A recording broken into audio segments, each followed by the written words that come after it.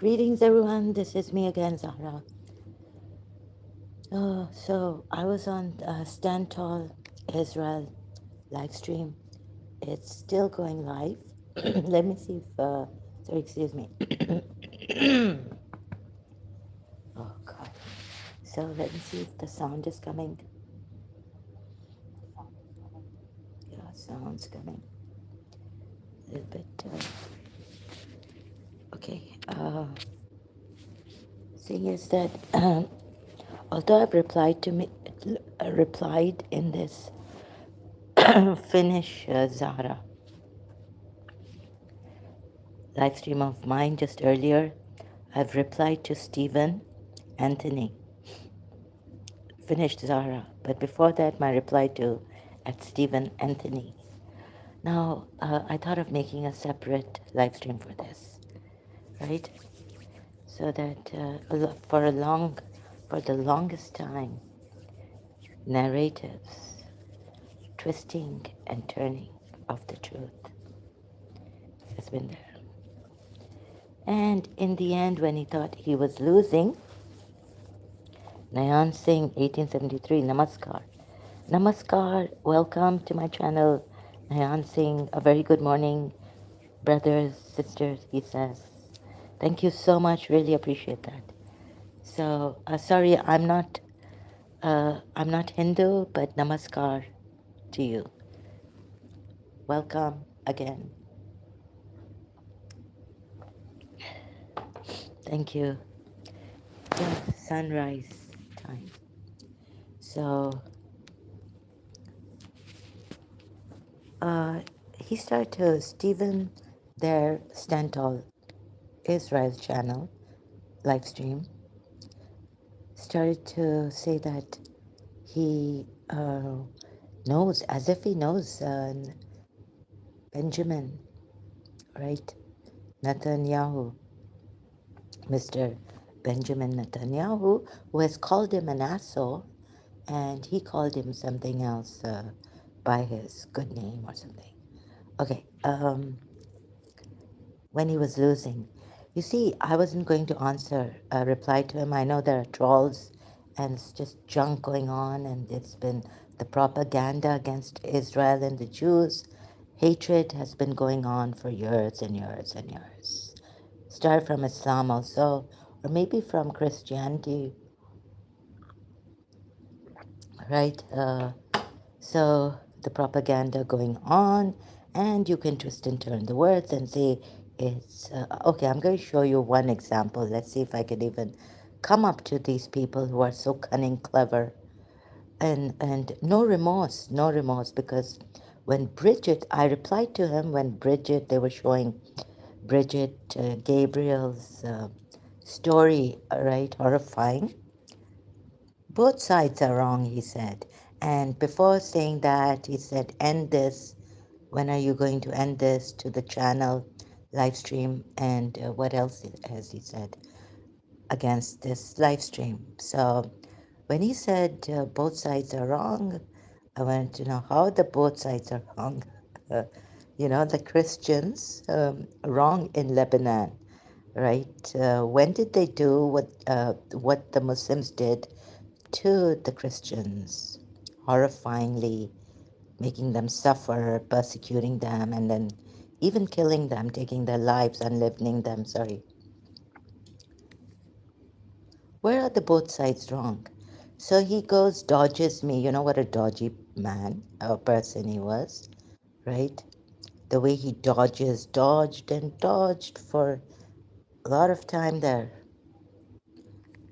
And then he says he wants an answer from me in a yes or no, when people don't give an answer to him in a yes or no, or something, oh, so then he, oh, yes or no, and all this.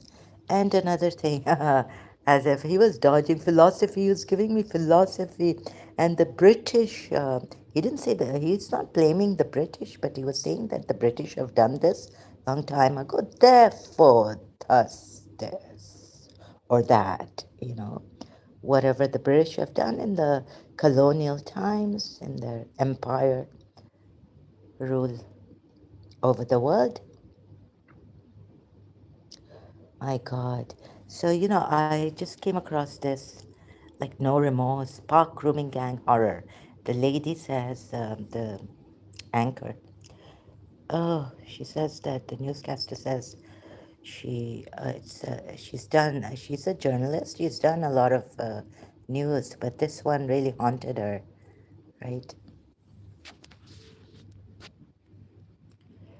Park grooming gang horror. Survivor exposes Britain's darkest failure. News hour debate. Times now. It's like saying, it's some people might have no remorse, like Stephen Anthony, had no remorse. You can even check his channel here, Stephen Anthony. This is his channel. I asked him to come live. Then I would on my channel.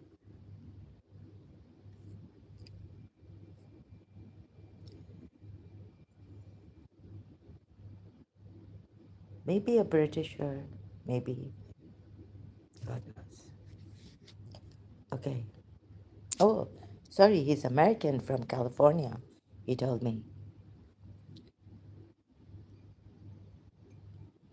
So, God knows. So I had to reply to him, like, when Bridget Gabriel was giving her story. He, when he said, you know, both sides fault. So, so they can make you, like, they can twist and turn the truth. Both sides fault.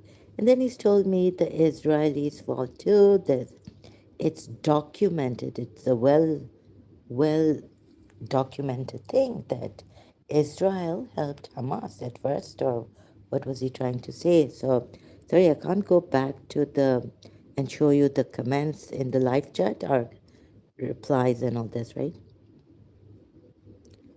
When have the Muslims done to the Christians in Lebanon what the Muslims did to the Christians, according to Gabriel? Gabriel is this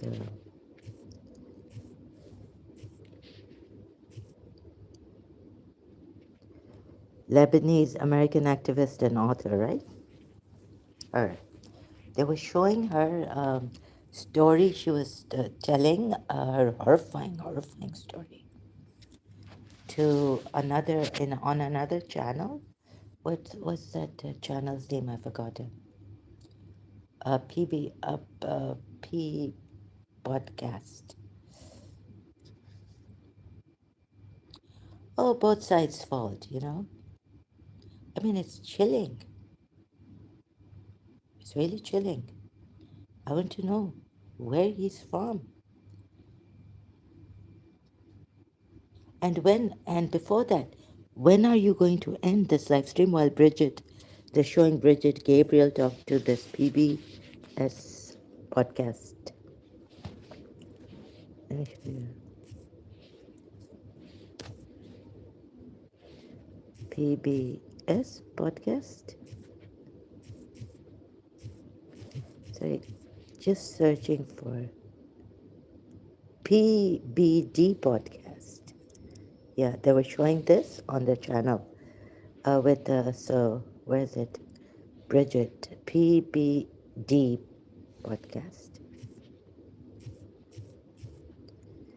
What a horrifying! I've listened to it, but like I've said, I was like, it's a miracle she survived, and I would have died.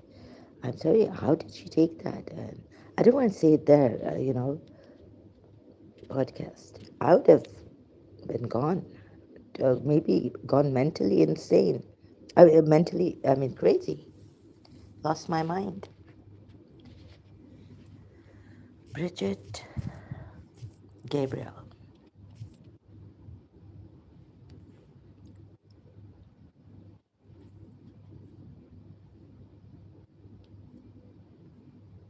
PB on PB podcast with this anchor. Where's he? PB. Oh, sorry, PBD podcast. Yeah, here, this one. Zuckerberg testifies in Congress. Walgreens called racist. Bridget Gabriel. Dash. Bridget Gabriel.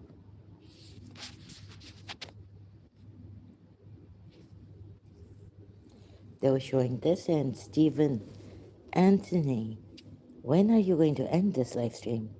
And it's both sides' fault, as if in Lebanon, it's the Christians' fault and the Muslims' fault.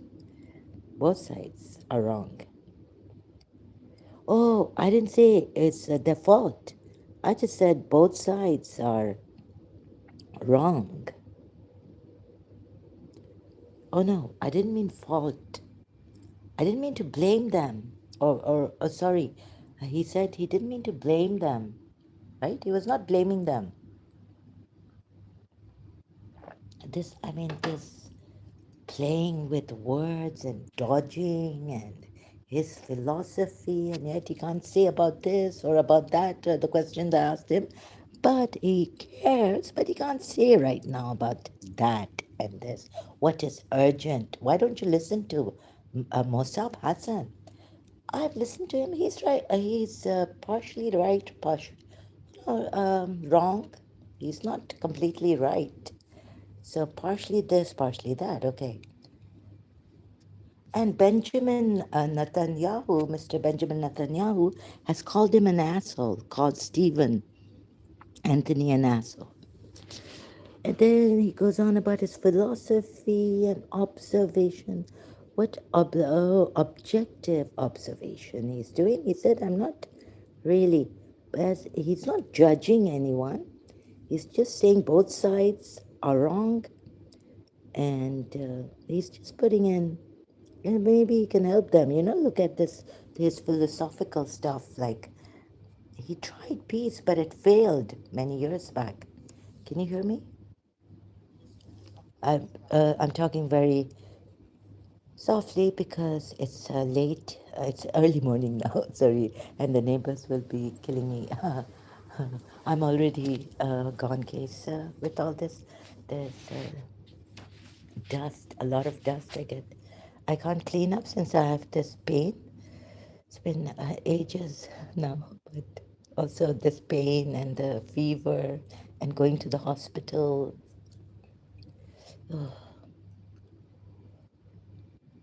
Anyways, maybe I'll die soon. It's terrible, very, very dusty. The dust is like piling up here, um, everywhere. Okay, sorry about this, yeah? So sorry I can't even show you this live stream on, because I think it goes on, Stand Tall. It's been going on since, it's like a live TV. It's like a TV, the truth about Israel that the media won't tell you live. It's still live. They lived it.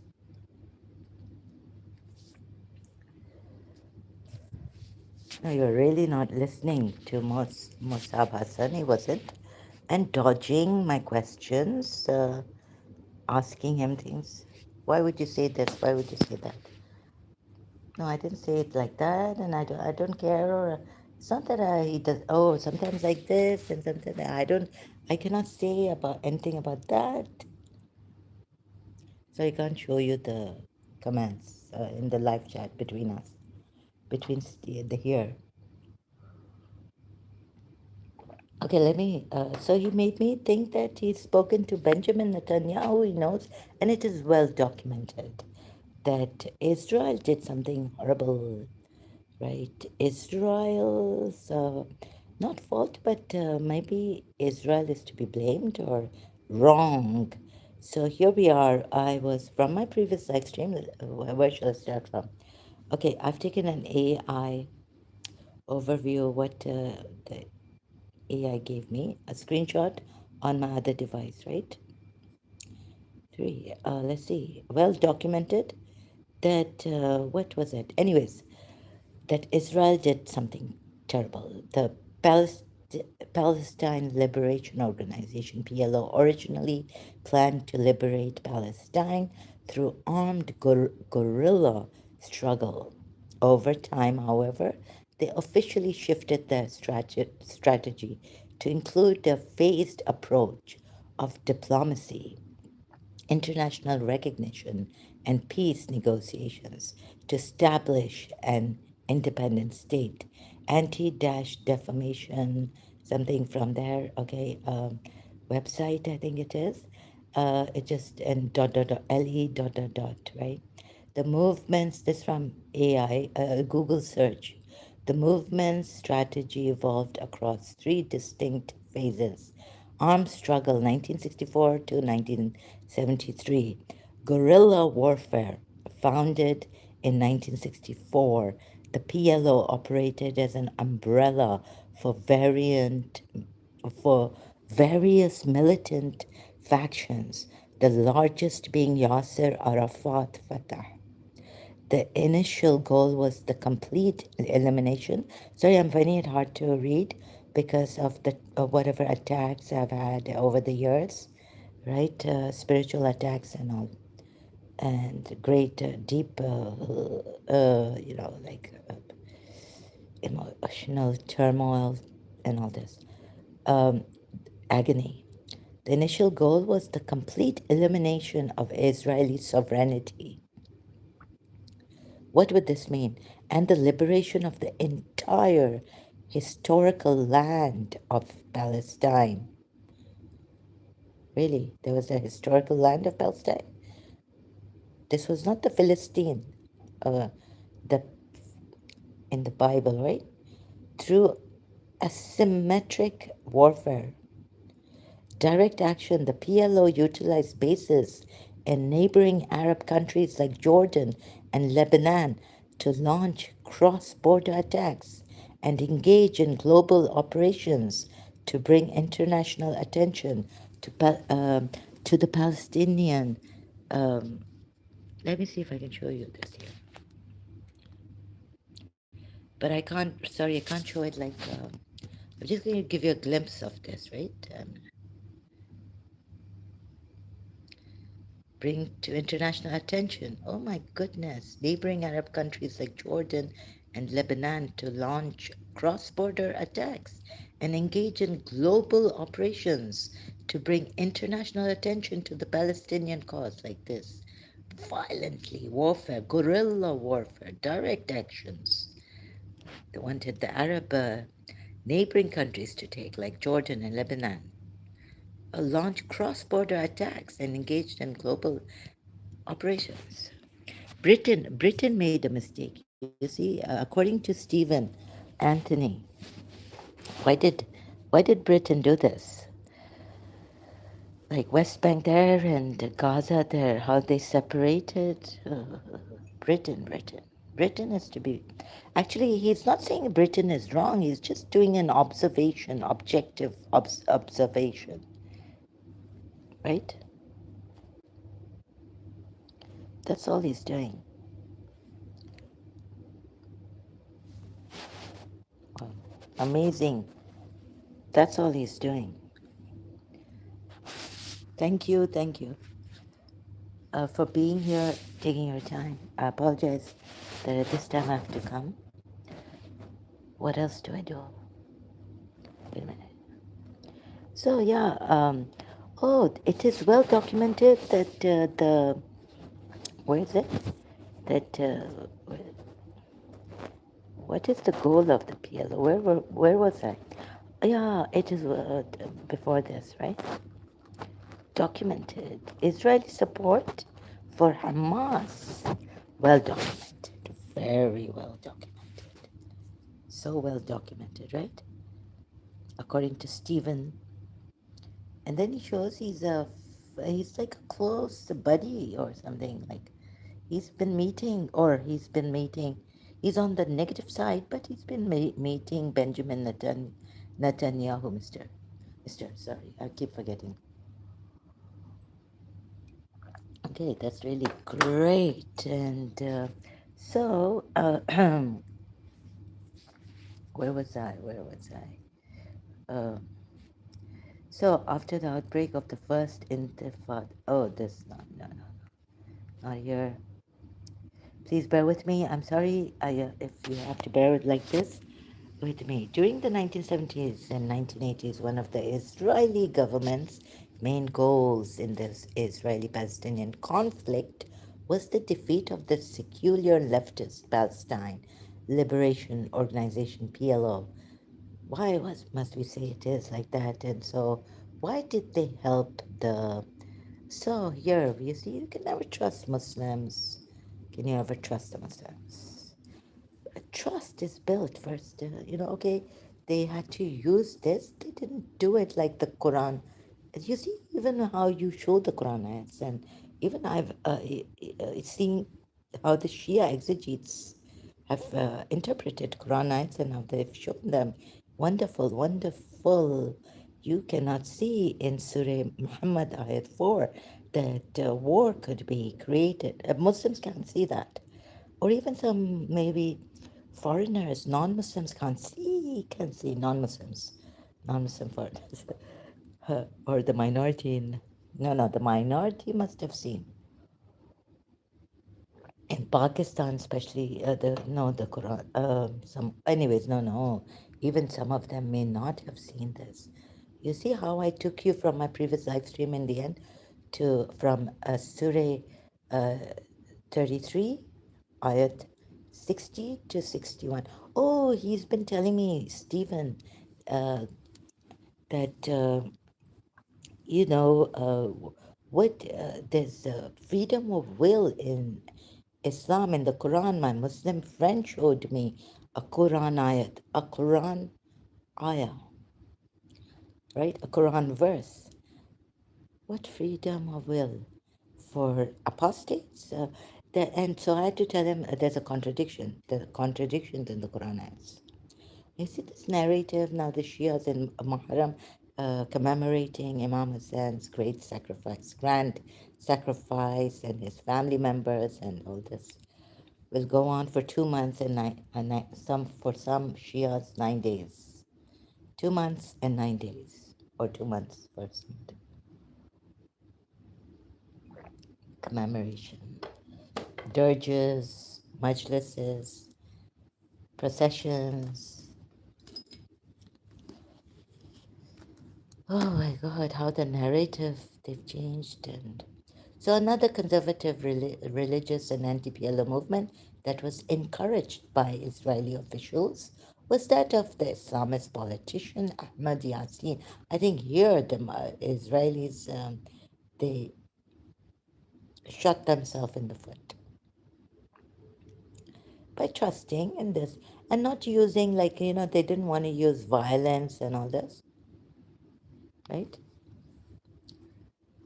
Was that of an Islamist politician, Ahmad Yassin, a Muslim Brotherhood member who ran a network of mosque clubs and schools in the Gaza Strip through his Mujama al-Islamiyah charity.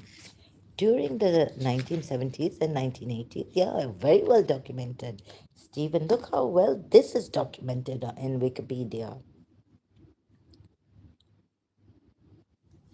Mr. Excuse me, Mr. Stephen Anthony. You would have smoke with me? I would not encourage that. Okay, so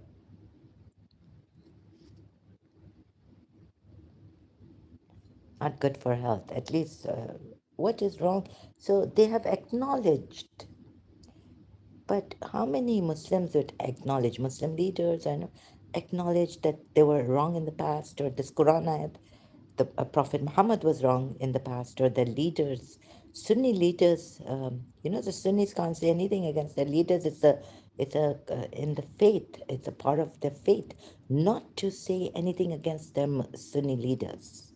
Otherwise, they will be punished like anything. And there's a Quran ayat on this.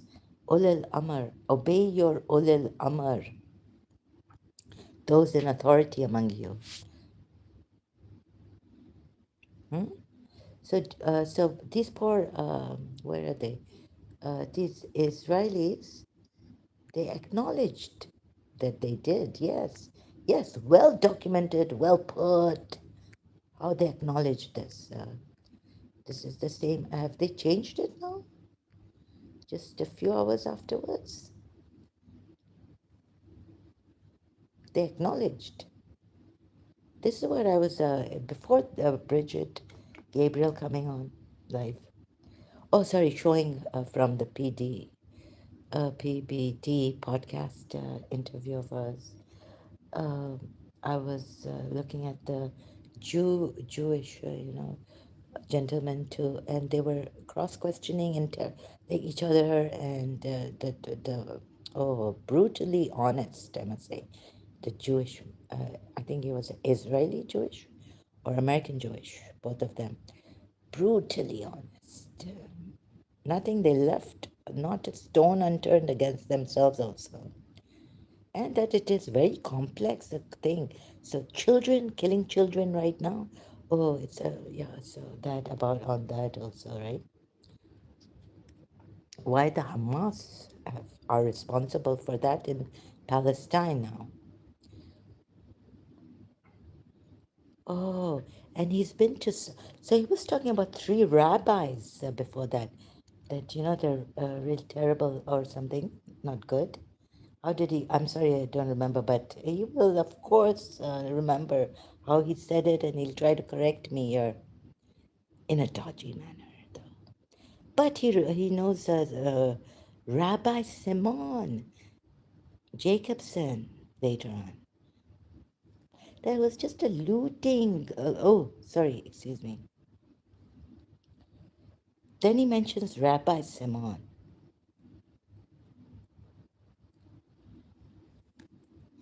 right?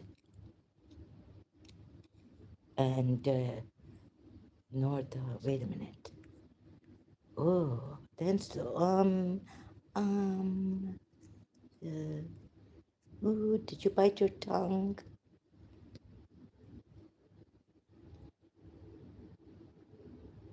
Fatah had become anxious over the growing influence. Why did they use the P and the Ahmad Yasin? They used Ahmad Yasin that supported him. It doesn't say support here.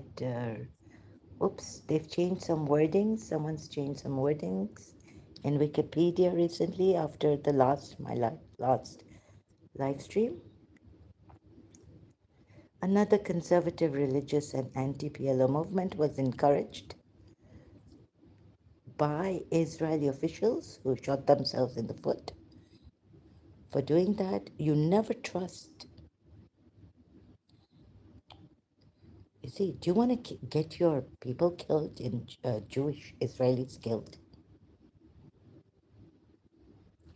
Was that of Islamist politician? Oh my goodness, Ahmad Yasin. Well, think, go back. Always good with the Sunnis of Pakistan. We love them. I don't generalize. I don't. If one Sunni terrorist outfit, they're called Islamist radical. They think now the Sunni moderate Sunnis, they should be taking their lives because if some of them think like that, believe that, they are infidels. Think how you have trusted people, your Muslim fellow Muslims in Pakistan, and how many times you've been backstabbed and what not stabbed. Like, not literally. So much genocide against the Shias in Pakistan. How many Muslims got up and spoke against this until one Shia, our Shias went to Britain, Parliament, what is the a Shia genocide in Pakistan. Oh, well, some of Bori Sunni friends said to me that they kill everyone, they're after everyone. Like, it's here, it's like that. Not only the Shias. We're killing Pakistan. Who's killing? They're killing each other, everyone. Yeah. Oh, the sectarian and minority. Oh, this is the plan. This plan is okay. Let's see this. Another conservative. Okay. What? Sorry. So let me. Can I? A Muslim Brotherhood member ran a network of mosques. That they took Israeli officials took help. Israeli officials, not the Israeli people, and not around the world. Every Jew, not every Jew, right? In Britain, Australia, Bondi, anti-Semitism. You see, Islamophobia doesn't cost as much as anti-Semitism is costing. Taking Jewish lives. Think of apostasy, how many lives in that are taken. Even in Shia Islam, the women are supposed to be, females are supposed to be, whatever age, maybe, a young lady, like a teenager, that's called a girl in Britain or somewhere, confined for 3 days, and then she has to recant, otherwise finish her. So there's then so okay, the Israeli officials encouraged Ahmed Yassin. Very good.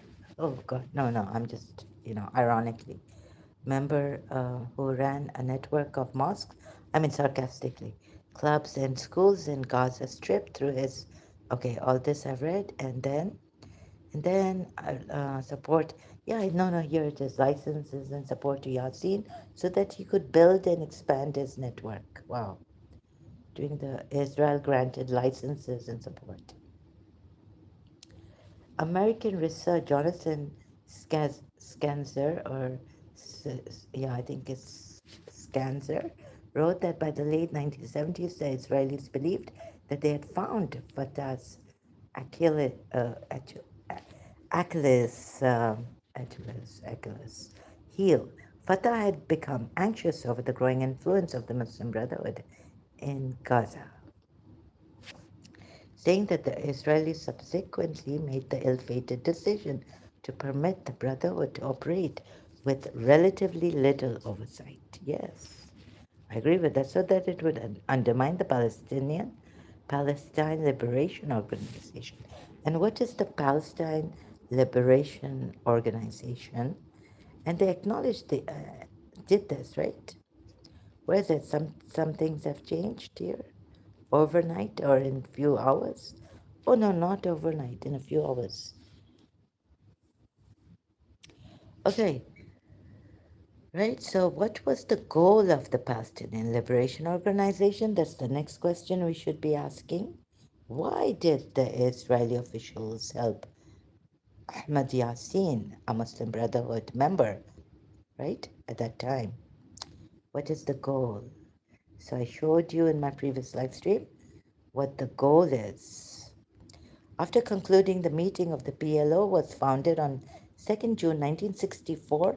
Its stated complementary goals were Arab unity and the liberation of Palestine. And how should the liberation of Palestine happen? The PLO began the militancy campaign from its inception.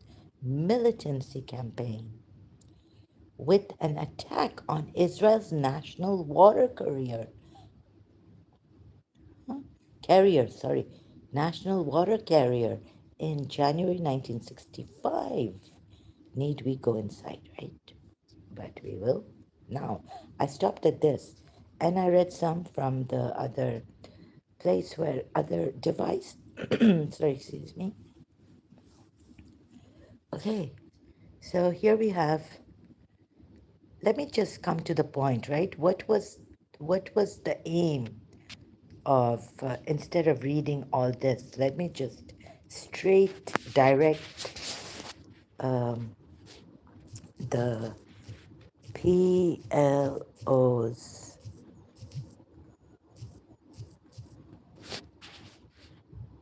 goal to, well, no, how to liberate, how to liberate the Palestinians, Palestine.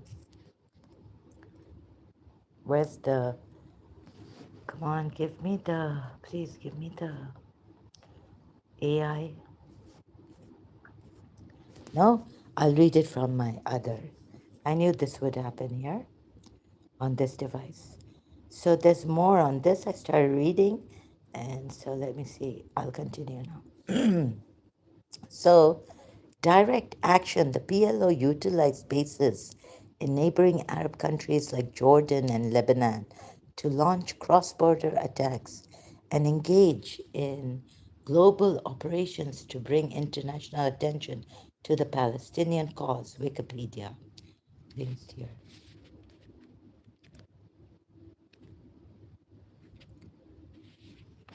Okay. Number two, the phase strategy and diplomacy, 1974 to 1980s. The 10-point program following the 1973 war, the PLO adopted a 10-point program in 1974. This allowed them to pursue partial liberation by establishing a national authority on an on any territory they could acquire, right? So, like in the Quran also we have the property, land, they have, you have not, you believers have not trodden on. You could get, God promises them this land you have not trodden on, right? Surah 33, Surah Ahzab, Ayat I've 27, is it? Let's see. Let's find out. Google search. He caused you to inherit their land and their homes. And by the way, this is also like the Muslims would say that it was in, no. First it started from the Confederates, right? So these Confederates were terrible. Then, of course, even then Meccan polities, Surah 9 against them. Like they were breaking treaties all the time, right? That's what they were doing. So that's why he caused you to inherit here the Confederates were, right? Wrong, battling, giving wars, fighting with the Muslim believers at that time. And he caused you to inherit. Therefore, he caused you to inherit their land because you won. You won fighting them. They were fighting you. So you won fighting them back out of defense. These were defensive wars, and the homes and the properties and the land which you have not trodden. And ever is Allah over all things competent. Surah 33 at 27. Okay, so this is what I think it seemed, it carries on here. Carries on. Carries on. 10-point program. Right, following the 1973 war, the PLO adopted would then act as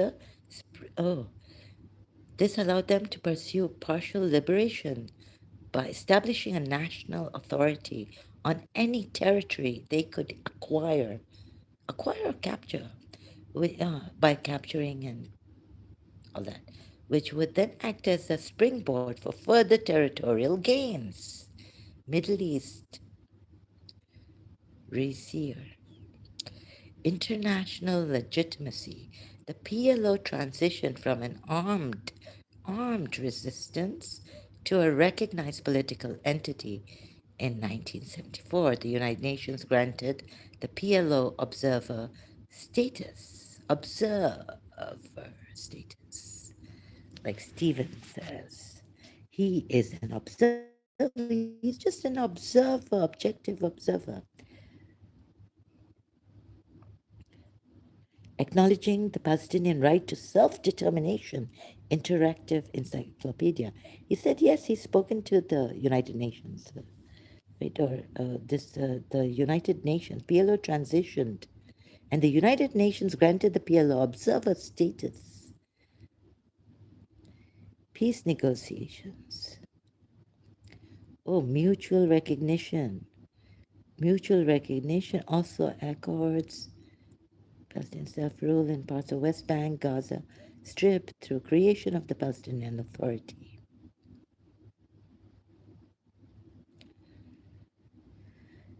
Didn't say about, mutual recognition. In 1993, the PLO officially renounced terrorism.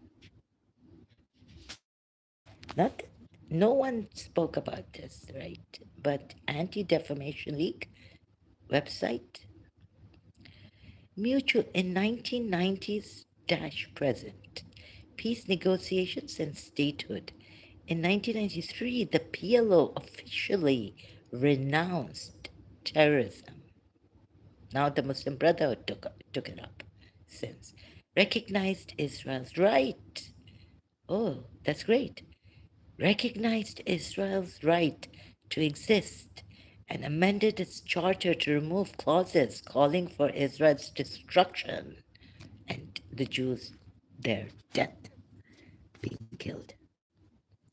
You go to Anti-Defamation. Oh, this is a Anti-Defamation League. I can't go there. I'm clicking here thinking,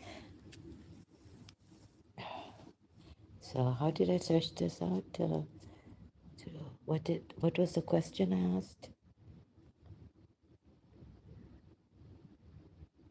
The no, I don't get the question. The Palestine Liberation Organization originally planned to liberate Palestine through armed guerrilla struggle. No peaceful approach or anything like that.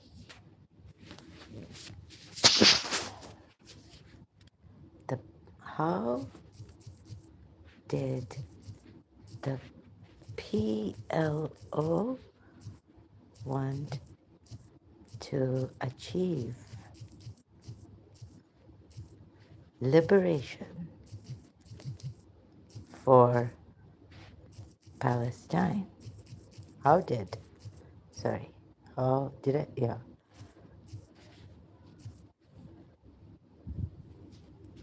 Here we have it, AI overview. Now you can see it clearly like this.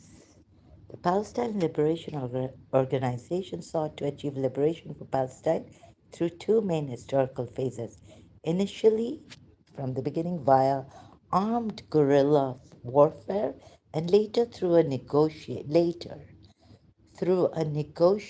two-state solution, Britannica. Here they give Britannica, not Wikipedia. There they give Wikipedia. The strategy involved in key stages. Armed struggle founded in 1964. The PLO's original charter called for abolition of Israel.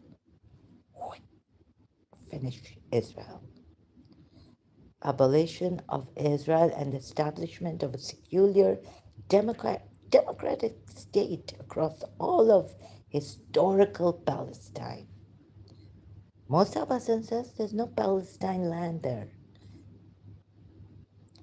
I don't know what they mean by this. To achieve this, I mean the historical Palestine. What is the historical Palestine? To achieve this, various PLO factions, most notably Yasser Arafat's Fatah, relied on guerrilla tactics, military campaigns, and international operations. The guiding philosophy was that armed resistance was the primary path to liberation. Al Zaytuna Center.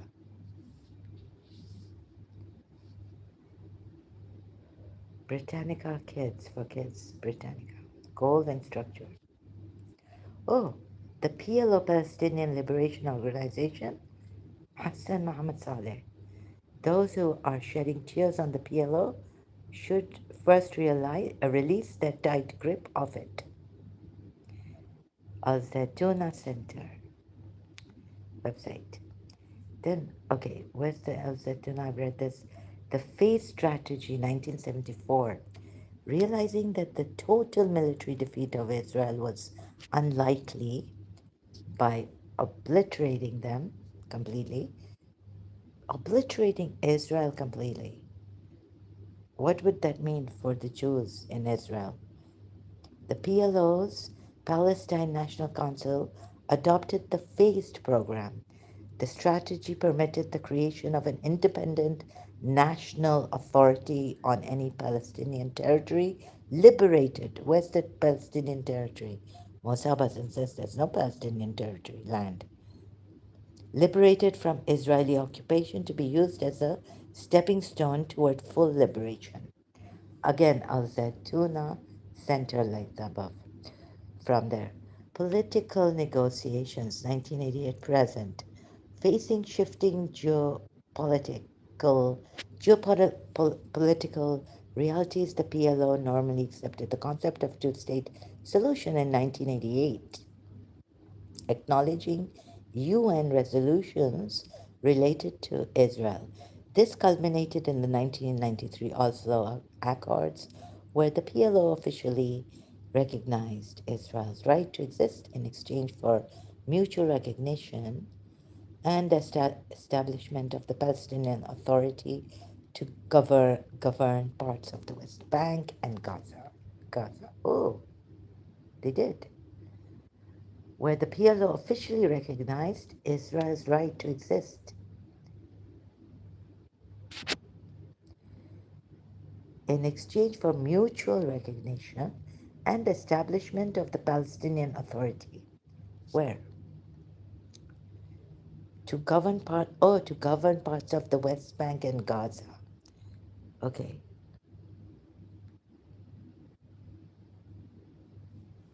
History and overview. Okay.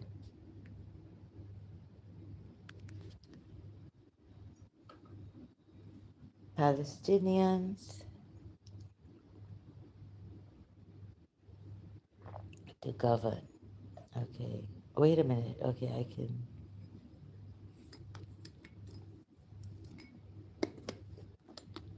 Hamas comes in. First, it was the PLO, right?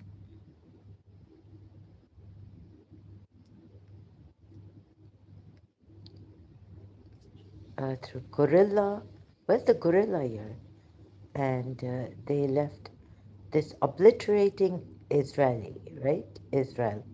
So what does this mean? To abolition or abolition of Israel. What does this mean?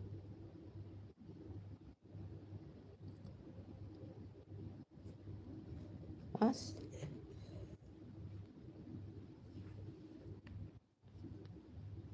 What does this mean? Abolition of Israel. What would that mean?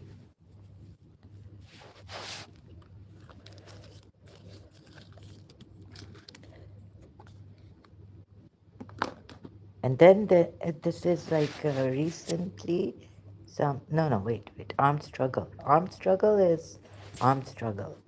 Military, it's not terrorism, right?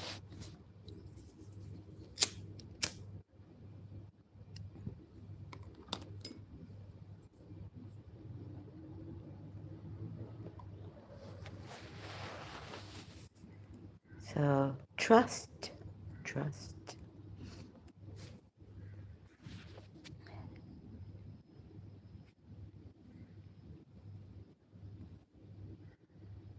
So how did Hamas then, they couldn't rely, the Israeli officials couldn't rely on Hamas anymore. But now that PLO changes its shifting geopolitical realities, facing shifting, the PLO formally accepted the concept of two-state solution in 1988, acknowledging UN resolutions really. Then what happened? For a detailed look at the organization's founding principles, you can review Anti-Defamation League, Palestinian Liberation, yeah, detailed. You can go there. And so let me just have a look at this, right, to be fair and square. Huh? Do you think the Israeli officials then uh, asked Hamas to kill their own people or loot their own people so that this would not take place? You know what the PLO finally agreed to? That is, um, we're going to look at this really closely, right? Where the PLO and very fairly and squarely, so that this would not culminate, that the Palestinian Authority to establish their authority, Palestine to establish their authority in Gaza and in West Bank. Yeah.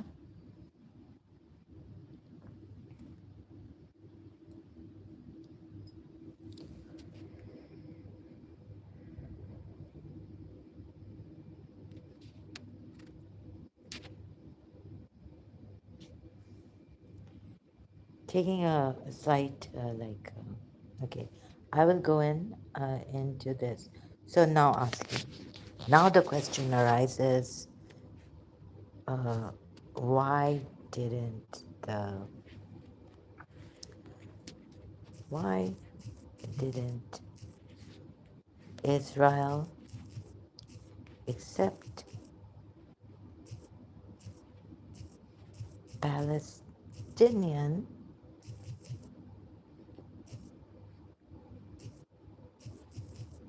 authority? You're easy, but some things are very difficult. Palestinian Authority, Oslo Accord.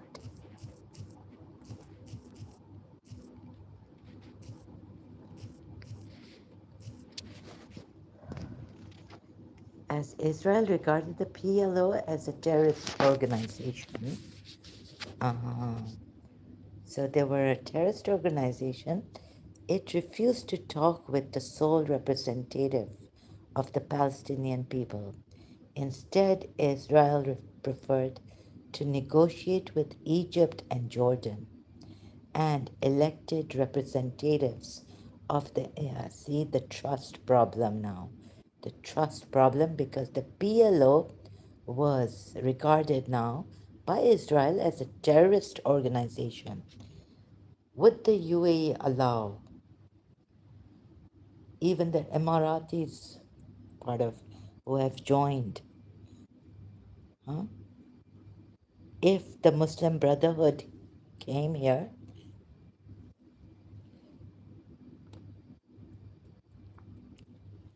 would UAE allow the Muslim Brotherhood?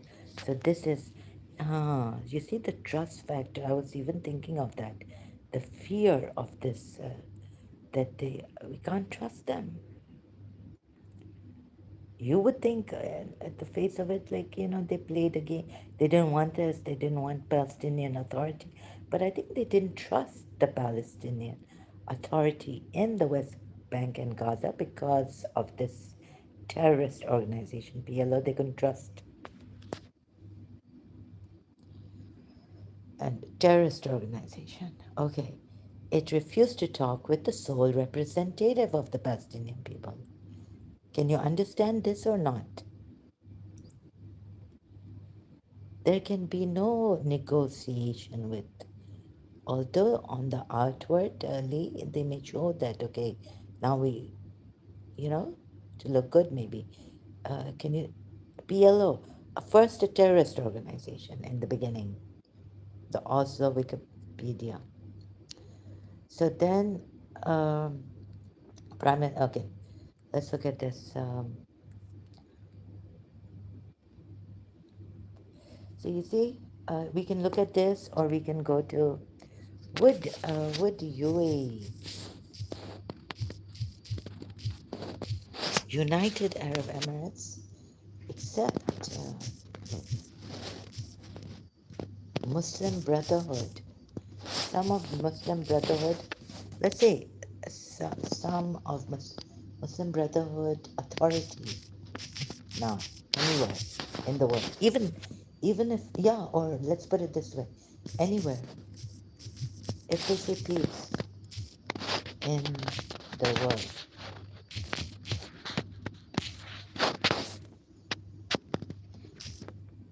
yeah,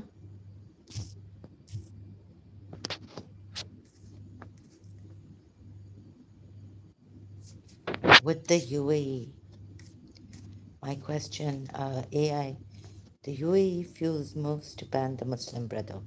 Fuels. Look at how they've put it, fair and square observer. Look at the words twisted, right?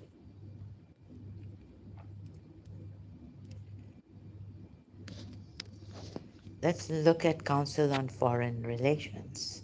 Who has written this? And okay, Elliot Abrams, Senior Fellow of the Middle Eastern Studies. I write from Dubai, in the United Arab Emirates, where headlines today report 94 Emiratis charged with compromising UAE security. The defendants were arrested months ago, and it was not until now clear what these cases were about.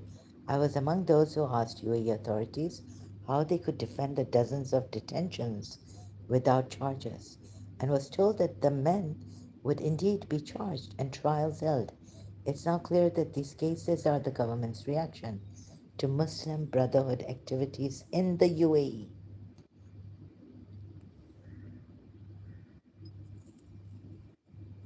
which it views as subversive.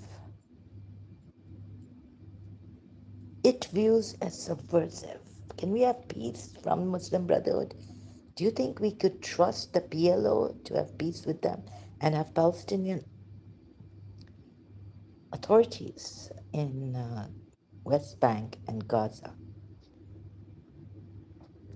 When the UAE can't trust them, subversive literally meant to seize their own they're Muslim Brotherhood, literally meant to seize the state in the long run.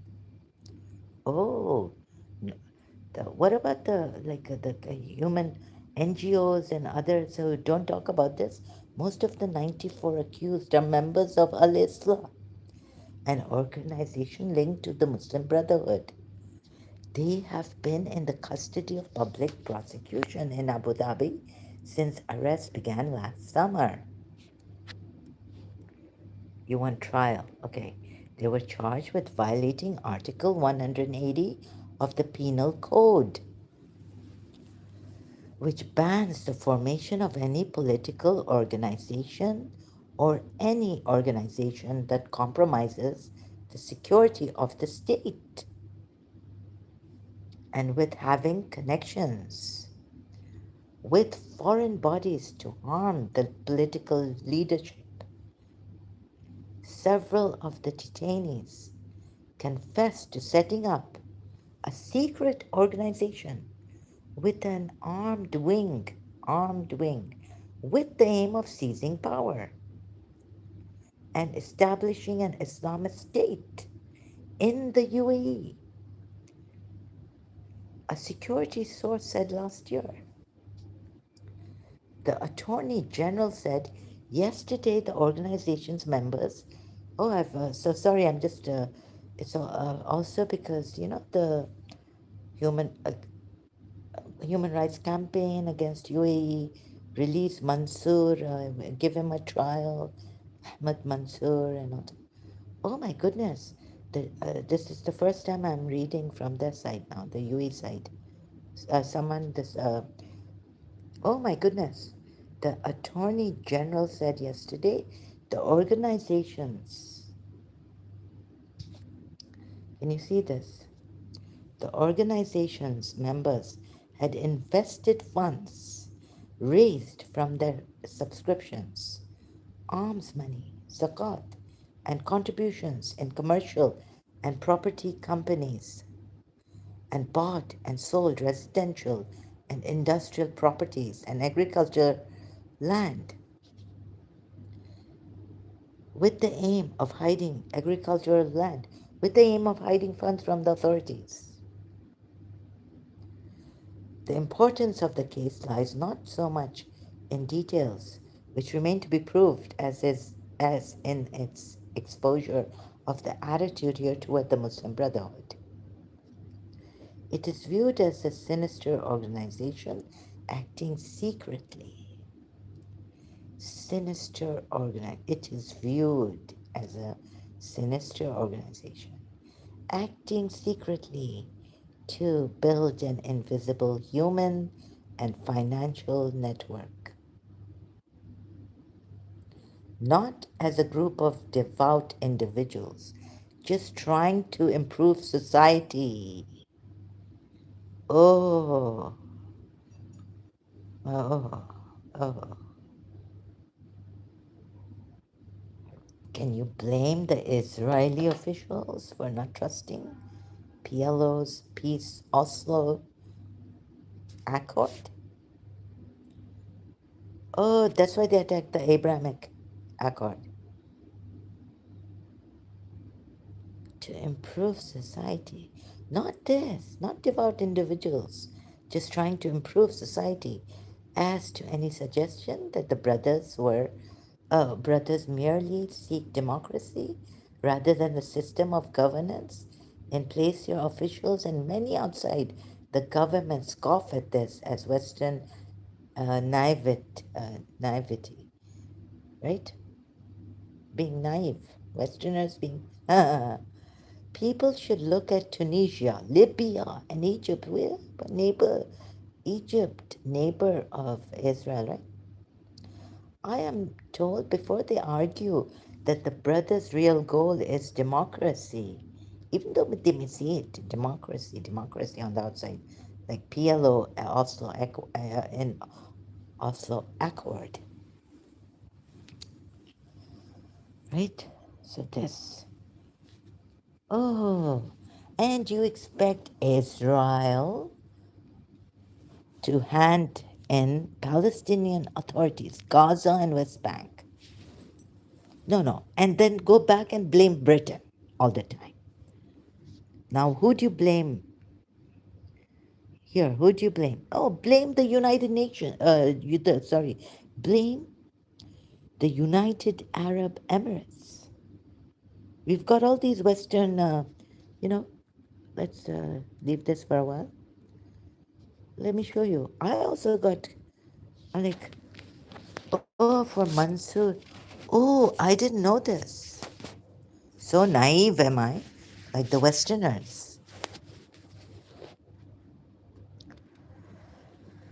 UAE, Human Rights Campaign against UAE, yeah, right? I mean, let's just put it here like this. The UAE's political infiltration campaigns. Mm.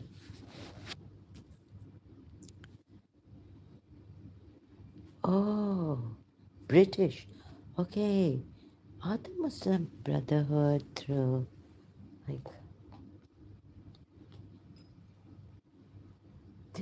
treacherous planning?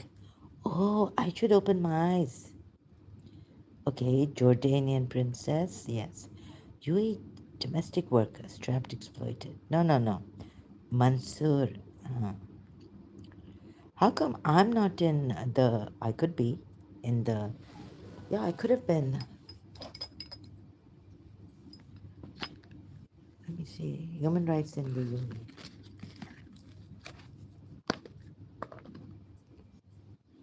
Violations. Hmm.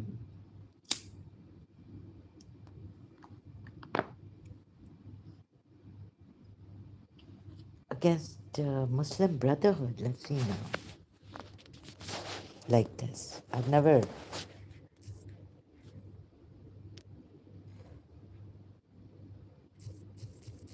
But it's not going to come like this, right?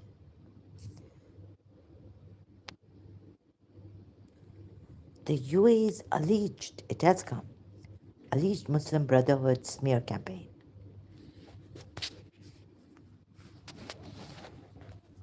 But it has come. Middle East Eye. See? Oh, I've got to watch this. Federal Minister of Environment and... Oh, is the Muslim Brotherhood a terror group? TRT World, TRT I don't watch anymore. It's so biased. UAE attempts to unite the Gulf, even Middle East Eye.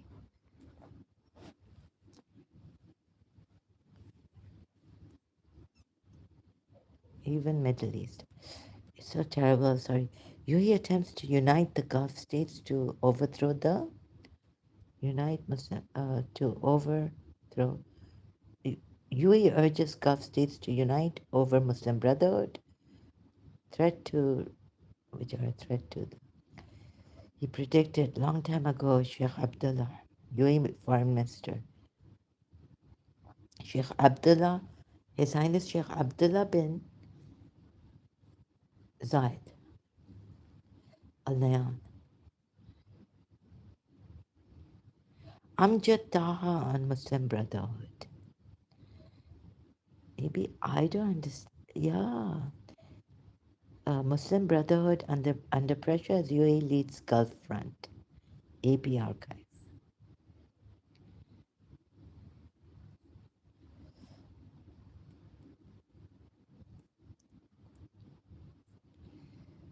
Why? Why does the United Arab Emirates continue to crack down on Muslim Brotherhood? Jewish News 1. Let's not go to Jewish News 1. UAE Islamophobia in Europe. UAE, the UAE is and Islamophobia. Maybe UAE is Islamophobia in Europe because there's Zionist. Maybe Zahra is Islamophobia here also. Yeah, UAE, they've put this Brotherhood Uncensored. The hidden face of the Muslim Brotherhood Uncensored. Ayatollah Khomeini investigation channel. We deport Islamists. Can you not understand? You don't trust the UAE, even some Muslim Brotherhood, Muslim Pakistanis, some who else? Some Muslims around the world, Arab Muslims don't trust the UAE. We deport Islamists. Do you want to know? Amjad Taha, Emirati analyst. Oh my God. So this you don't want to hear. You see, even some of the naive Westerners don't want to hear this. No, no. Let's find out. And what we read also, which narrative we take. Let's just look at this one, right? No, no, we're going to look like this, right? Now, how to, please pay attention here, right? How I look at it. Maybe you learn. Even I'm correcting myself now. Against UAE's this, right?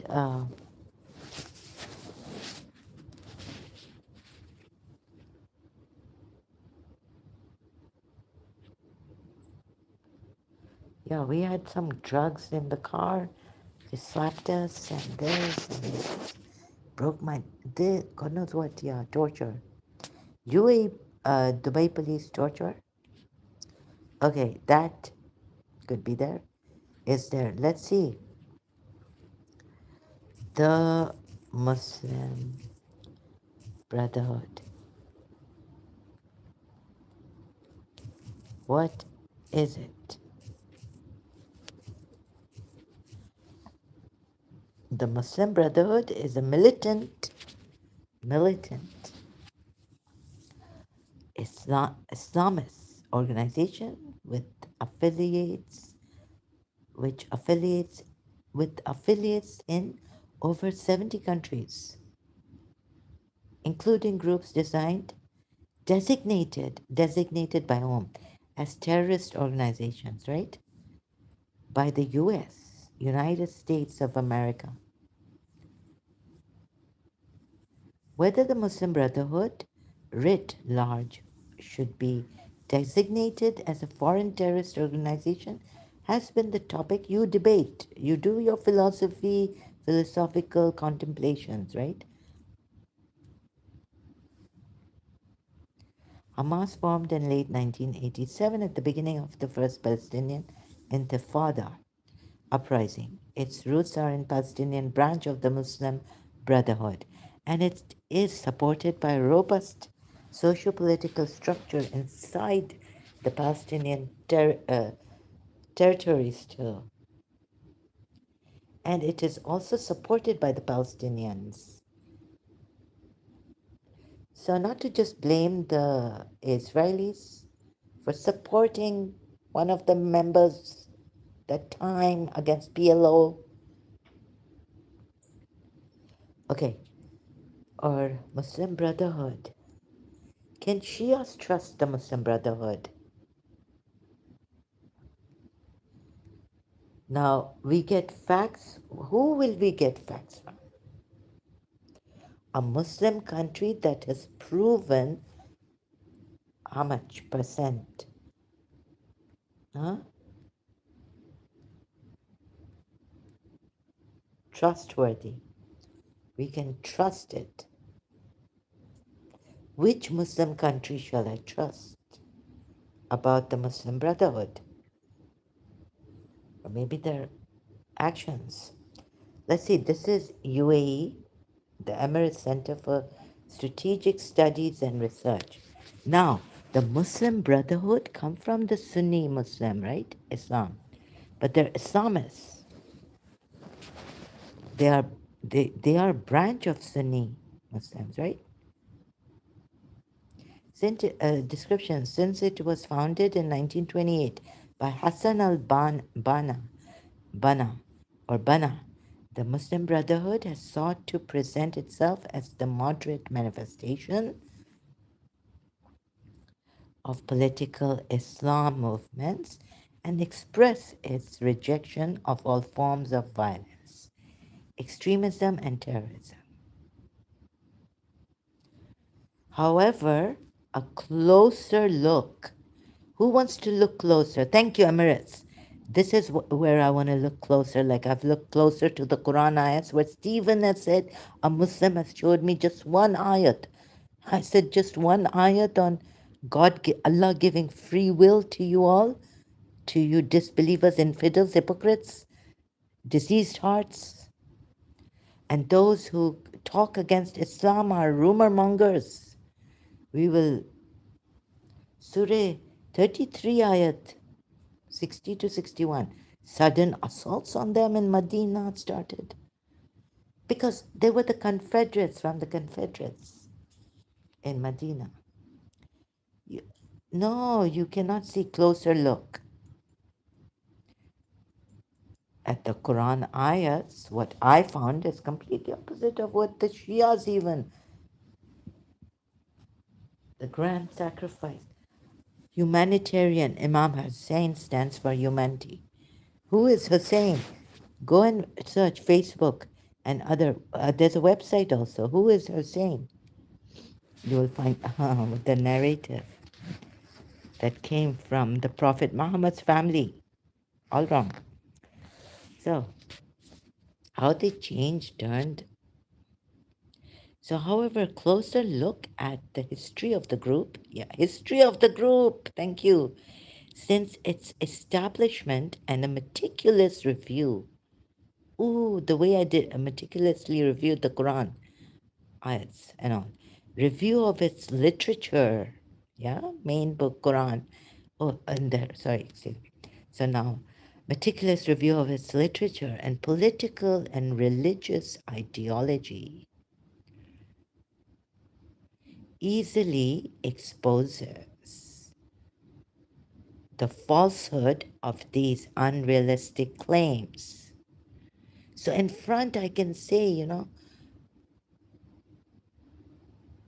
I want peace and all this. You see, right now, which Islamic country can I trust? So I'm looking at this, my style, my style of researching Quran ayahs and finding just the opposite of what I was told by the Shias, even. The best group, I thought, in Islam, my 12 Shias, martyred 11 Imams. The enemy of Islam killed, the enemy, hypocrites, hypocrites, caliphs of Islam, Imams, leaders from the progeny of Prophet Muhammad. Shias are commemorating Imam Hussein's sacrifice and his family members, male family members. Ladies are there in Karbala, the progeny from the progeny of Prophet Muhammad. And their wives, the Imam Hussein and his companion and his male family members' wives are there, children are there. In Karbala, Muharram has started. And political, religious, okay, on the face, where is it? Meticulous review. Literature, religious ideology easily exposes the falsehood of these unrealistic claims and reveals that this group is the source of terrorism and extremism, both regionally and globally, reveals with proof, the intellectual products of the Muslim Brotherhood has been the ideological foundation for all the emerging extremists. All the emerging extremists and terrorist groups that act under the veil of religion. Groups such as Al Qaeda. I was searching that other day, they're finding something like Baba Said had a friendship with Al Qaeda leader Osama bin Laden, or yeah, the Islamic Jihad group, Takfir wal Hijra groups, and most recently Daesh, ISIS, have all developed. Can you see this? Developed. Can you read this? Can you hear me? Do you hear me? Are you listening? Because Stephen was not listening. Let alone the research we are doing here. Now it is just an open, right, research. Are you listening?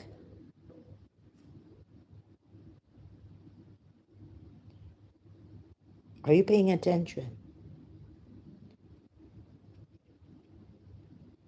Or are you making your mind, you've made your minds up, you've drawn the conclusion that this UAE is a liar or not true? Or partially true, partially not true? Huh? Like Stephen said, would say. What would he say about this?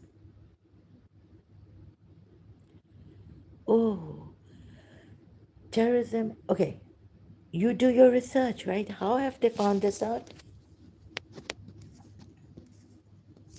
The ideology, the extremist terrorist ideology. Look, they have closely looked at it. meticulous review of its literature.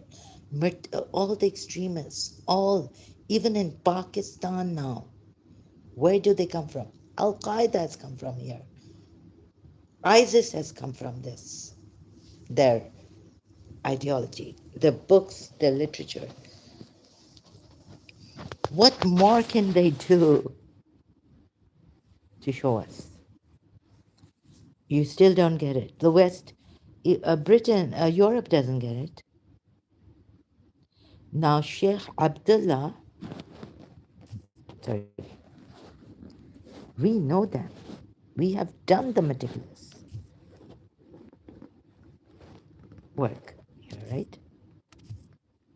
Sheikh Abdullah, His Highness Sheikh Abdullah bin Zayed talks about it.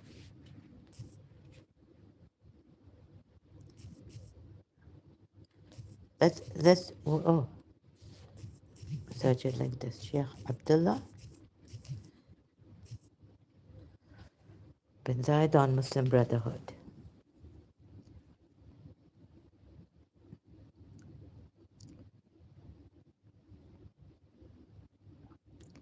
UAE Foreign Minister Sheikh Abdullah bin Zayed's warning to against the radical extremists and terrorists to the Europeans out of Europe because of lack of decision making, trying to be politically correct or assuming that they know the Middle East and they know Islam and they know the others far better than we do. And I'm sorry, but that's pure ignorance. I am also not sorry, but your pure ignorance or even dodginess, Stephen Anthony, could cost this world lives, persecution like the Christians were persecuted to a mass scale, not only in Lebanon, where the world turned a blind eye to them. Bridget Gabriel talks about it. It's unbelievable. Still, I'm rubbing my eyes, but my heart, but it's unbelievable that she survived this. I could have lost my mind. Okay? Sorry, excuse me. So, now where do I go? Again, to Stephen. Stephen, your philosophy, and I'm just saying this to help them, and you are not ignorant, I'm afraid. You have taken Rabbi Simon Jacobson's name when? Have you been following me? A spy is never going to.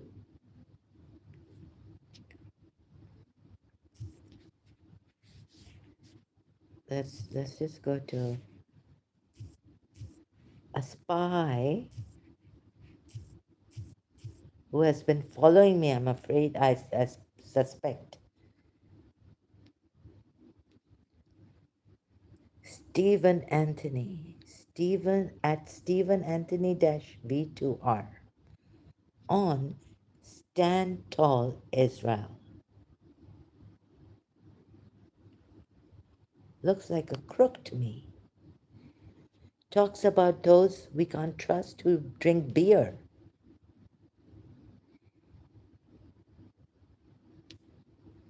In that live chat. Nonsense. I was supposed to go, but I had to be there to see that he doesn't succeed in his propaganda. Such expertise, but we all could see the dodginess, right? I would say if this could be against the UAE, such expertise, the UAE's political infiltration campaigns, Human Rights Foundation ago.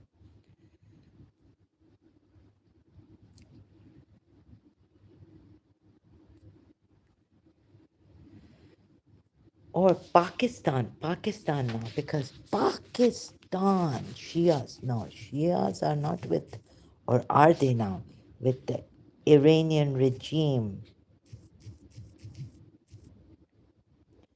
deported from the UAE. दिमाग खराब कर दिया क्या है क्या anyways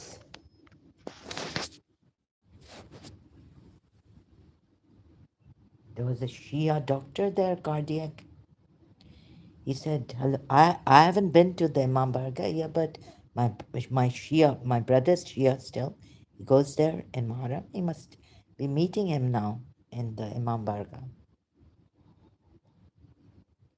There's a Shia doctor in Rashid Hospital. He's still there. Just went 12th June. There's my brother's assistant, Pakistani, went for Eid al-Adha, came back to the UAE, working for him. Massive deportation, Pakistani. Is this the Muslim Brotherhood and those who are with the Muslim Brotherhood and the Irani IRGC? But they're saying, no, but I don't know if they're lying or what. They can't be lying, saying that the UAE, they went in the police station, all the details, and okay. Okay, this we let rest for a while, and we go to now. Where can I? God help me. Truth. If there is a truth now, where truth is coming out. Let's see. Let's see if this.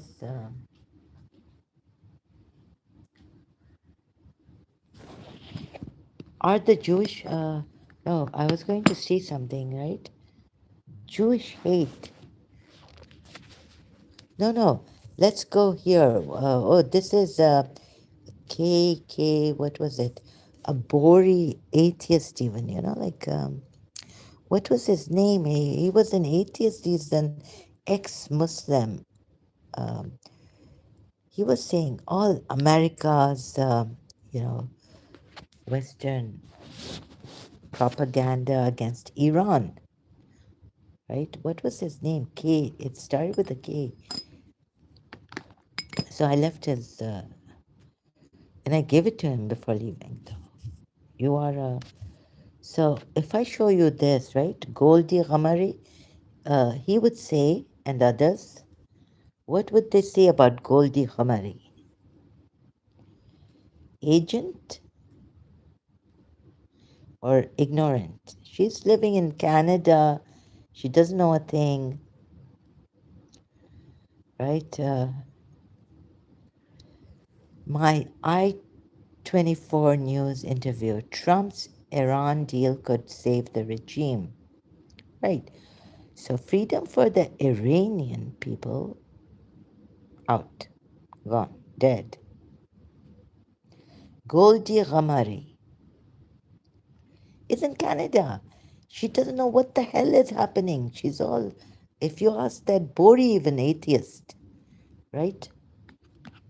We go to his channel, if I can remember his name. Ka- uh, uh,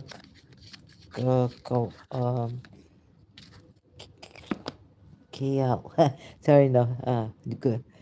Bori, Gujarati, Indian Bori, atheist now. All America and doing this. Goldie Ghamari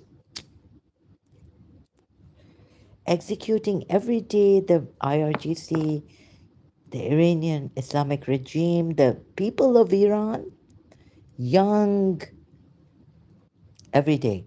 Hear it from Goldie Ghamari, but why would you? You've already made up your mind. Conclusions about Goldie Ghamari. Go to what's his name? I forgot. Sorry, I can't remember. Oh, Saudi Arabia has just given Israel a warning. Stop or Israel is finished.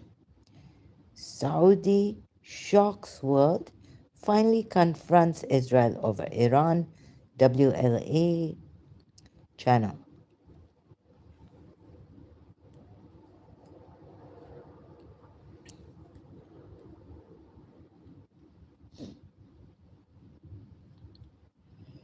What nobody wants to admit about the Iran deal. Alika Leban. Stand tall stand tall. No, no, you don't want to see this. These are, you know what we now, we're spies, we're agents, secret spies of Jews. Shias were, Sunnis were saying in Pakistan. There was a rumor spread against Shia Islam. You know who created Shia Islam?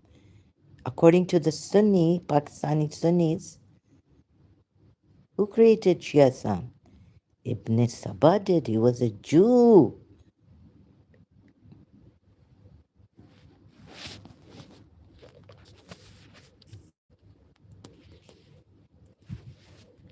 Ibn Saba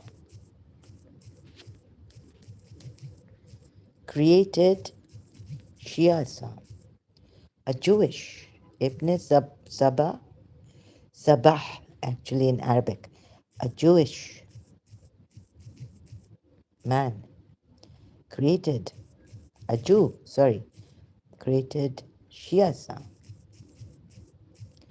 According to some, this, they spread rumor like fire in Pakistan.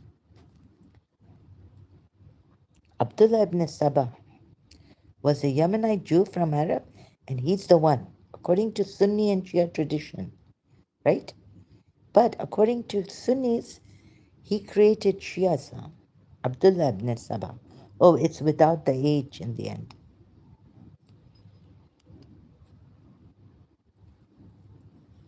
In Pakistan, this rumor was rampant against Shias. Shias infidels, Shias kafir, Shias polytheists. Shirk karte hain, they do shirk. They, from the Arab Himyar tribe who converted to Islam during Uthman's reign. Because of his exaggerated reverence for Ali, he is traditionally considered as the first of the Ghullat. This is even rejected by the 12 Shias. You know who are the Ghulis who have 12 Shia? My aunt has told me Imam Ali used to unleaven those who would call him God. Ghullat is extreme. I did my research. I found out that Shia Islam was there with Prophet Muhammad, Prophet Muhammad's time.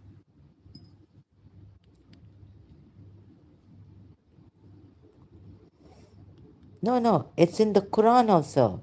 Abraham was a Shia of Nuh. That's how my research came then later. Ali, you and your Shias, Prophet Muhammad has said, are the triumphant, meaning you and your followers. Abraham was a Shia of Nuh. Prophet Muhammad saying, and which the Shias take as authentic hadith. Ali, oh Ali, you and your Shias will be triumphant, or are the triumphant, or will be the triumphant, God knows what, are the triumphant. We're a branch of early Shia Islam. Ghulat, the term mainly refers to a wide variety of extinct Shia sects, active in 8th and 9th century. They compare us to this Shia sect, you know, the Sunnis in Pakistan. And the Shias don't want to even say that these Ghulat, exaggerators and extremists, were Shias.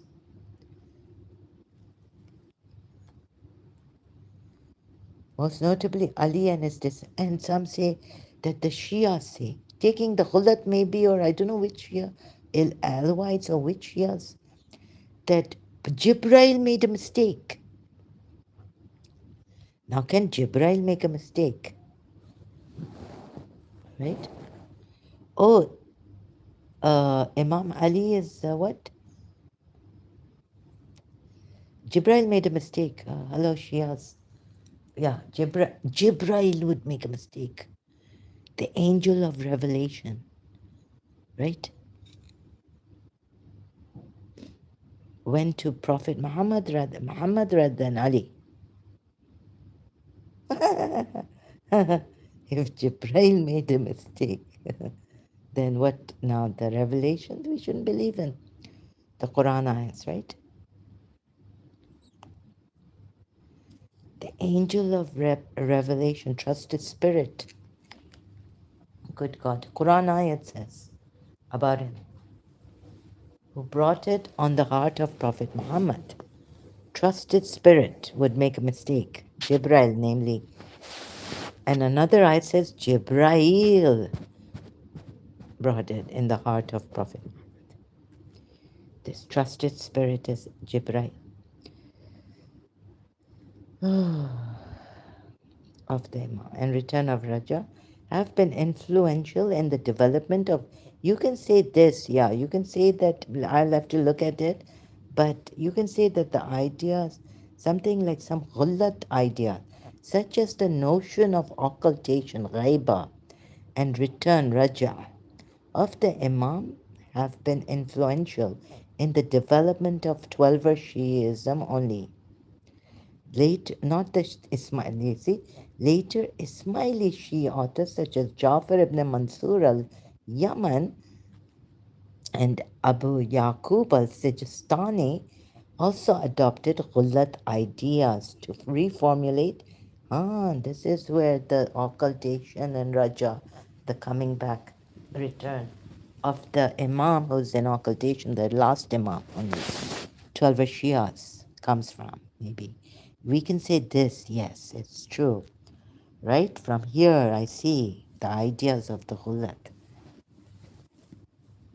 But Shiism has not come from this Qullat only.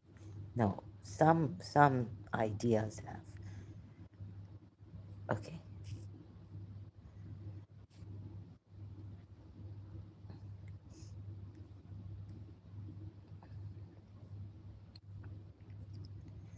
Have to look at this, go through this and closely, like research. Now, right? So this. And so would I trust United Arab Emirates because it's a Sunni? They're Sunnis. The Sheikhs are Sunnis. What would I trust? Let's not even trust them, right? The way they've looked at it closely and know their own group of people, this groups, veil of religion, under the emerging extremists and terrorist groups that act under the veil of religion. They know their own group, their own Muslims. These are not Shias. But now what Iran, IRGC, the Islamic regime has done is shook hands. They've something has united, some event or something has united the these 12 Shia Irani IRGC, Islamic regime, I would say, not republic, regime of Iran. Shaking hands with them.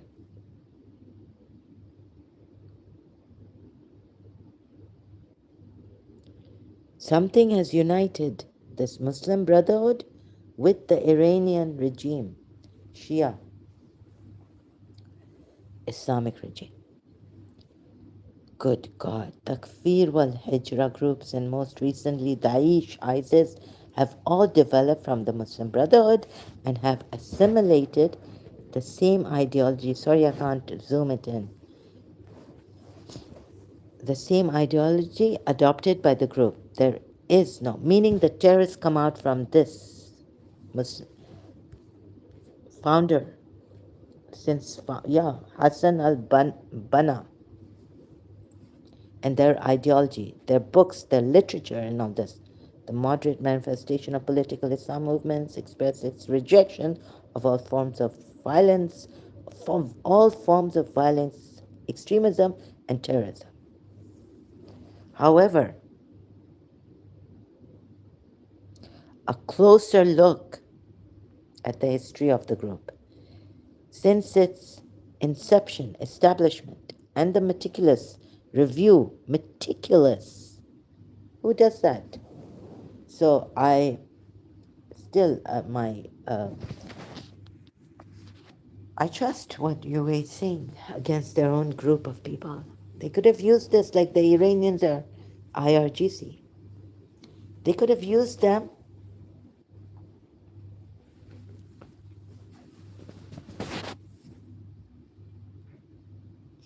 Baba saw it, would have made friends with them. Could have made them like, please, let's have peace. This is my land. That is your land. For course, you can't negotiate with such people. So, UAE saying that. Don't even negotiate. Amjad Taha said, dialogue. We can't have a dialogue with these people.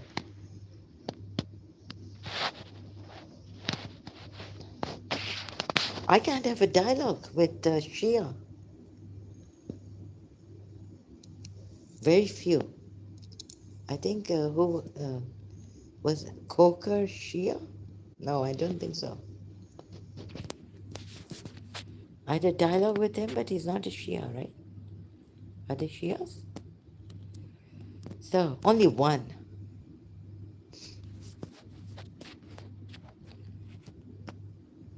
The others just go, dodgy and blaming and attacking, personal attacks and all this.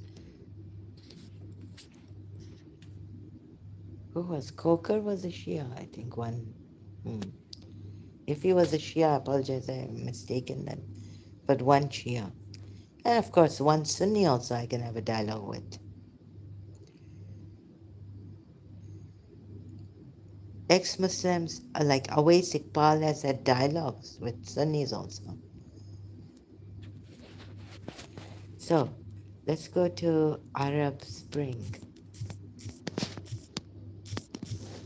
I thought the UAE and the UAE.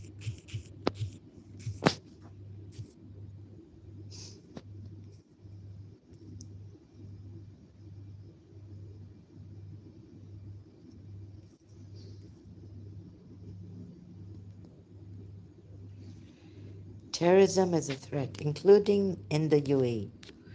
Terrorist attacks could happen at any time or anywhere. Now, this is the urgency, Stephen, Anthony. This also a reminder. So your philosophy and your softness and your both sides are at just sweeping statements and generalizing would not work.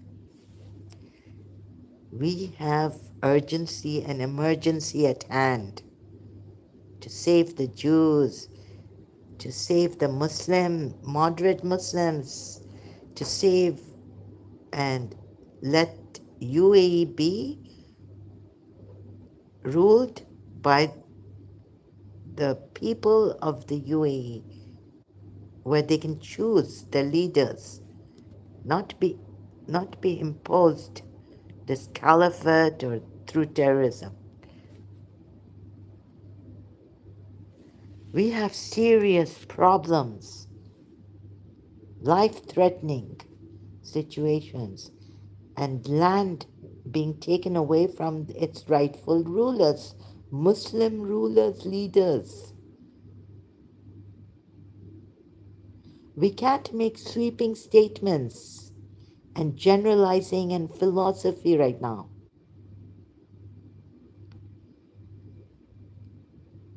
That general philosophy, like observing objectively.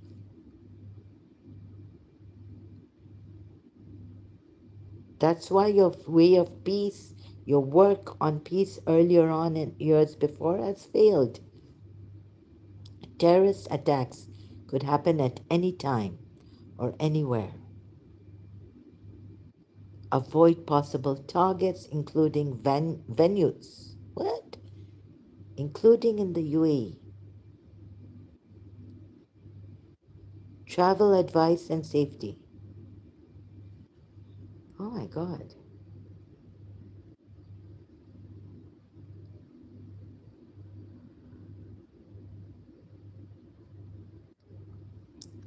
Both the UAE and Palestine from part of the Middle East region and share strong cultural ties. Like other Muslim countries, the UAE supported the independence of Palestinian people. Many Palestinians travel, work, and reside in the UAE.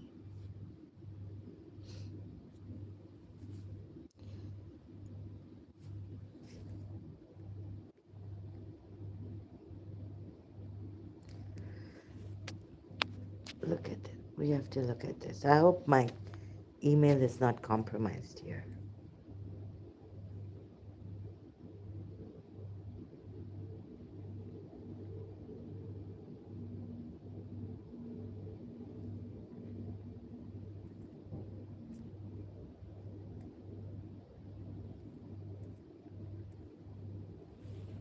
Wary of an Arab Spring-like uprising within its borders, the UAE government launched an unprecedented crackdown on critics and activists. Yeah, how the UAE survived the Arab Spring or what? Except all cookies, okay. The UAE after Arab Spring. Hmm. A strategy for survival. Khalifa al Suwaidi, hardback, 85 pounds, 6 electronic. Okay. The book, it's a book. Oh, it's a whole. Okay, there's a review of the book, or in his well researched book, Khalifa al Suwaidi confronts a key question of social politics in the Arabian Gulf: how to maintain regime legitimacy in an era of globalization and tremendous regional upheavals across all domains of statecraft and governance. Most importantly, this is a book that is written not just by a locally based scholar but an Emirati national who is not shy to touch upon often contentious issues of high politics in the Gulf. The book sets off with the much needed critique of conventional definitions of region legitimacy imposed in the literature, often by uh, external Western scholars. Al Suwaidi intends to challenge Western constructs of political legitimacy in the Gulf, where parliamentary sovereignty and strong civil societies determine its scope. The author offers an alternative conceptual framework for understanding, sorry if you can't see this properly, a political legitimacy in the United Arab Emirates, which is based on four core elements: redeveloping the social contract along more okay, Emirati identity through state-led reform. The book commences by, where's the Muslim Brotherhood thing? The introduction. So it is widely, Baniyas, widely, and the Al Nahyan in particular. It is against this backdrop that the book takes one of the most important cornerstones of the UAE's post revolutionary identity: zero tolerance towards political Islam. The author unpacks the story of the Islam movement in the Emirates over the decades, highlighting how after 2010 the group had been identified as a fundamental threat to national security. Ah,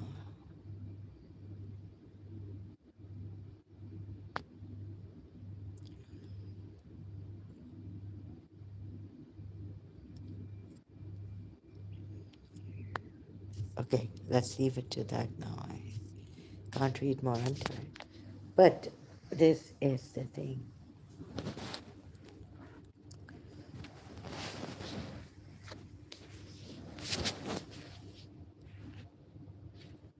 You see, I regional security to what the people of what Emiratis want. Do they want this Islam, political Islam? No, they don't want political Islam. The present leaders, the present sheikhs, leaders, don't want political Islam, nor do the Emiratis want it.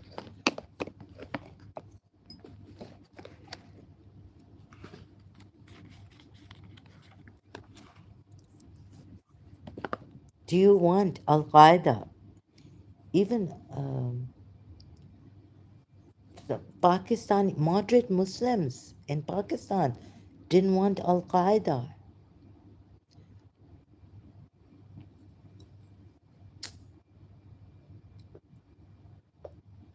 Do you want someone like Asia Bibi not to drink from? If she drinks from your Muslim, your glass of water, and says you harass her, she doesn't say like Asia Bibi's case and all this happening. Oh, more than this, there will be such a chaos here. Kill all the, unliven all the Hindus.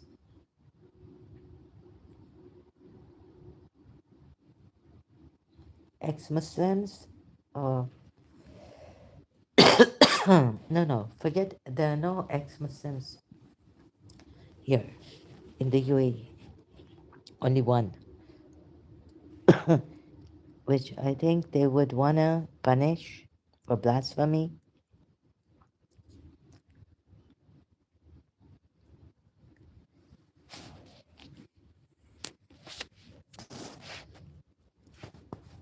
Public speaking here without license on social media against Islam, exposing Islam. Truth seeker, the only truth seeker on social media, a female Emirati, half Pakistani though, from her mother's side. And sorry, doesn't know Arabic, being an Emirati. And a Shia, moreover.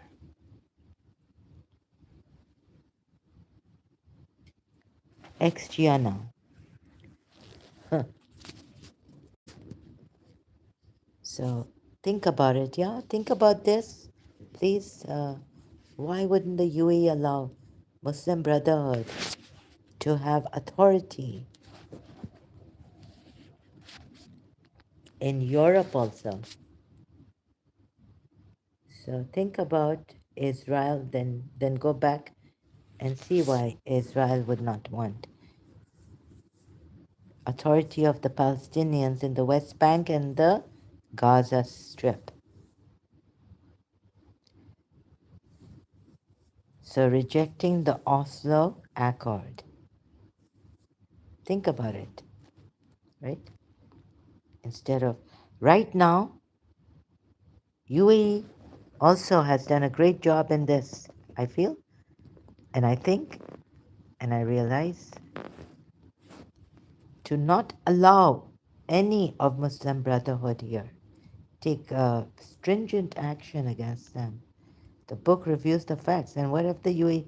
So, moreover, this book seeks to reveal the truth that the Muslim Brotherhood has always sought to hide regarding its responsibility.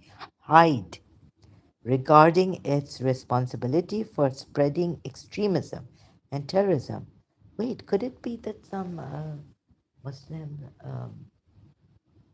no, Britain, oh, what a price to pay. What a price to pay, right?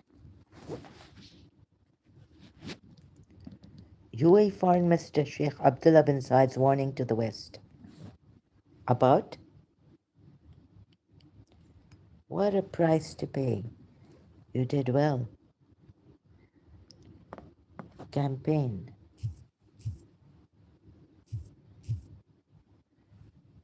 Human rights campaign against UAE. Human rights campaign. What? Okay. Ah.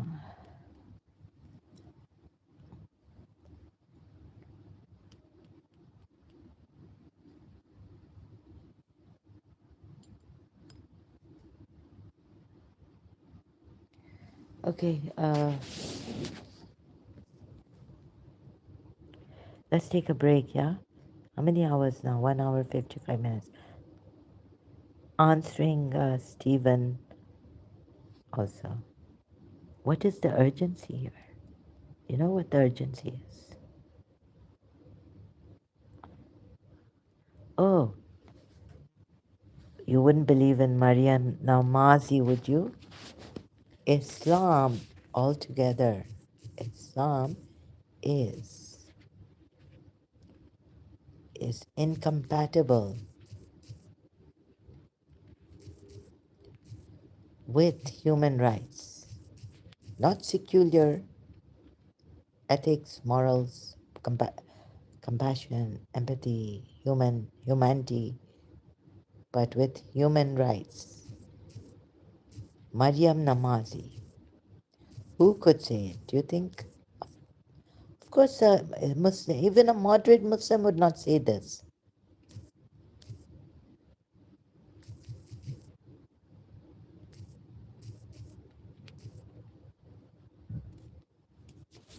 Islam is not compatible with human rights. Maryam Namazi on Nano Gold Sorg. Bread and Roses TV.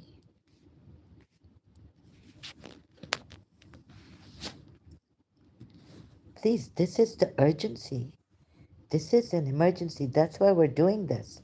And we're doing it peacefully. Yet, I would be blamed for putting the Muslims in danger by the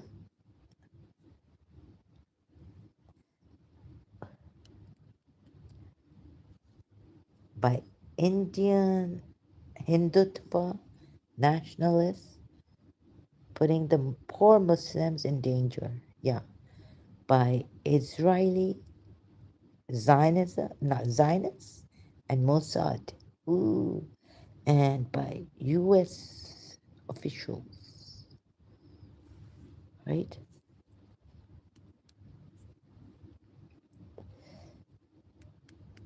I mean, putting the Muslim Shias in danger by the Sunnis, by Sunnis, yeah, putting Shias in danger by Sunnis, Sunni extremists, yeah. In Pakistan, doing this, my small. That's why even the ex-Muslim Pakistanis don't help. Adam Seeker type, because they're all on that Sunni Shia, Sunni Islam, hadiths and all that. Who could tell you something like this? You know that even Shia Islam is not compatible with human rights. I will tell you that after Maryam Namazi has pointed out, given great eloquency and all that expressed.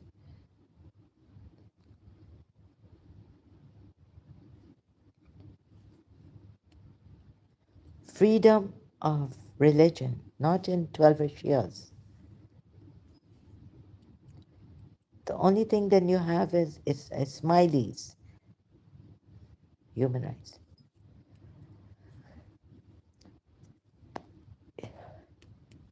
Ismaili. Now, what has Salim Lalani done recently against, Salim? He's bringing a case or what? Salim Lalani. Where's his? I put the notification on.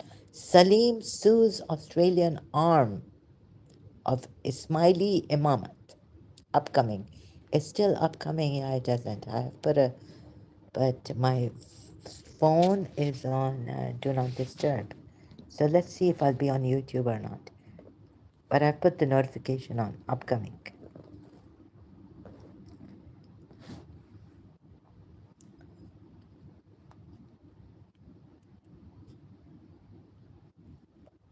So we have to, no, I don't show like Salim Lalani.